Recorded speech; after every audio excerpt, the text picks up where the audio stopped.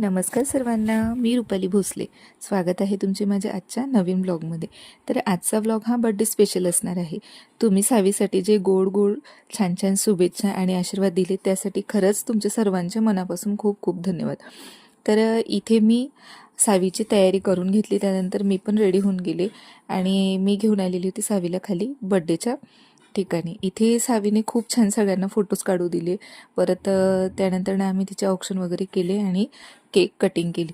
Actually हा जो birthday होता तर हा तिचा तिसरा बड्डे होता. मागच्या वर्षी ती आजारी असल्यामुळे आम्ही तिचा बड्डे सेलिब्रेट केलेला नव्हता. तर ह्या वर्षी तिच्या पप्पांची खूप इच्छा होती की आपण तिचा बड्डे थोडासा मोठा करूया.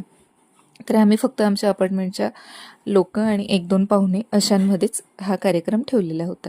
तर इथे सावी अजिबात त्रास देत नव्हती. खूप छान बसलेली होती आणि सगळ्यांना फोटो पण काढू देत होती, ऑप्शन करू देत होती.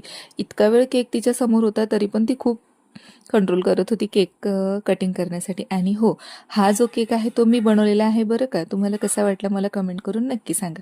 तर इथे सगळे बच्चे कंपनी आलेली होती. त्यांनी सावीला छानपैकी क्लॅपिंग केले आणि त्यानंतर ना आम्ही केक कटिंग करून घेतले. तर इथे आम्ही असा बड्डेचा सेटअप केलेला होता आणि इथे जेवणाचं पण आम्ही ठेवलेलं होतं.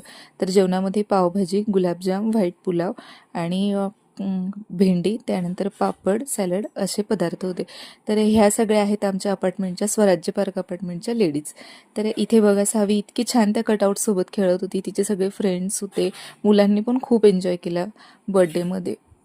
आणि सगळ्यांनाच सावीच्या बड्डेची खूप एक्साइटमेंट होते आणि आता वाजलेले होते रात्रीचे 11. तर आता हे सगळेजण ज्याच्या त्याच्या घरी जायला निघालेले होते. तर त्या मला बाय करत होते. तर असा होता आजचा माझा पूर्ण बिझी दिवस. तुम्हाला कसा वाटला मला कमेंट करून नक्की सांगा. Bye bye.